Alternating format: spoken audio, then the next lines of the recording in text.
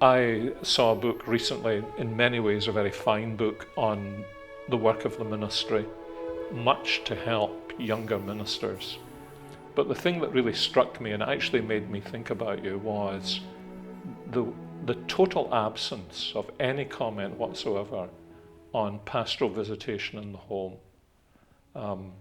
which in the older manuals on the work of the ministry would have been quite a significant thing. Now, granted that times have changed, I mean, how important do you think that kind of visitation is for a minister? I think it's absolutely vital for a minister for all kinds of reasons. I think when you minister the Word of God, you're not to preach with a kind of scattergun approach. I think we are to minister into the hearts and lives and families of the people to whom we are called to minister.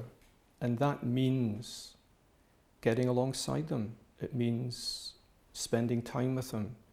It means meeting them in contexts where they're comfortable in their homes. And I know that cultures differ, and it's maybe easier in Scotland and maybe where I've been in Cambridge for the last 17 years.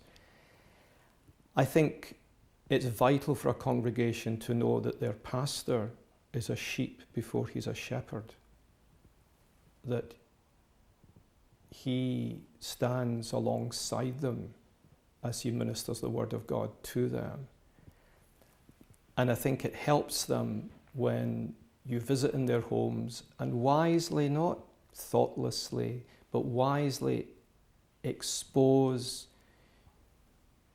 your humanity to them so that they're listening to you through a grid that is in some part shaped by the self-exposure of the pastor. That's dangerous, but I think it's important. And I think the Westminster Directory of Public Worship has some magnificent statements on pastors effectively seeking the fruit of the Word. I think we can very easily think that our congregations are further along than we think they are, just as we can think that we're further along than we think we actually are. And I think when you visit people, you have an entree into their lives that may take a long time. There was one woman, she became a member at Cambridge at 75. It took me 8 years almost to get her to say a sentence to me. She was so trembling every time I came. It's interesting, Baxter discovered that, didn't he, when he started visiting, that there were people who sat under his ministry for an extended time and really had very little idea what the gospel was. When I first read that in the Reformed Pastor, and the Banner edition's an excellent little book you can stick in your pocket, he would visit people, he would say, who had sat under his ministry for 10 years and didn't know that Christ was born of a virgin, that he had two natures. And you thought, wow, well, if that can happen with Richard Baxter, it's happening with Ian Hamilton. Yeah, it's often assumed if you, quote, sit under X's ministry, then you believe what X believes and you understand what X does. But when you actually visit people in their homes, you can learn a lot. And homes have odours. People have odours, don't they? I mean, I don't mean that just in the literal sense, but you do learn a lot about people just from being in the kind of house they live in. Absolutely. Watching and listening. Yes. Calvin has a fabulous paragraph in his commentary in Acts 20 when he talks about Paul going from house to house. And Calvin says, people who will not willingly receive their pastors into their homes are like bears.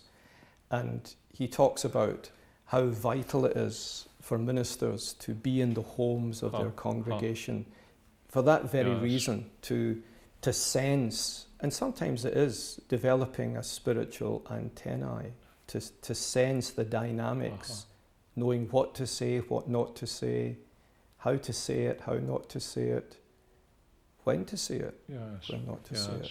And knowing that you're going to be back in that home again and you don't need to say everything at once. Yeah, I mean, I've always thought it important that people didn't think I was there merely to go through a checklist. People are so different. there's no two human beings alike, there are no two Christians alike.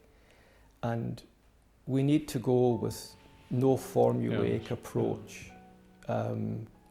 but first and foremost, listening, learning to know what questions to ask that might slowly draw people out.